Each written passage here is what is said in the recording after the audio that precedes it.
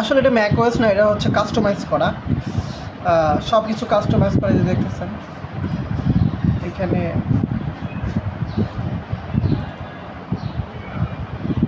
দেখেন ঠিক আছে, সম্পূর্ণ আপনার ম্যাকের মতো। আরও মজার জিনিস দেখাই।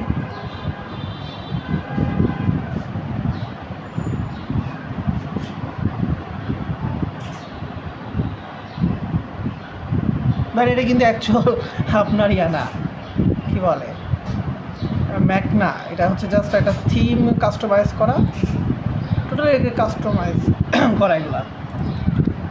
আপনি টোটালি ম্যাকের মতো ফিল পাবেন। এই যে এখানে দেখেন টোটালি, কারণ ম্যাকে তো আর আইডিএম মানে ইন্টারনেট ডাউনলোড ম্যানেজার ইউজ করা যায় না।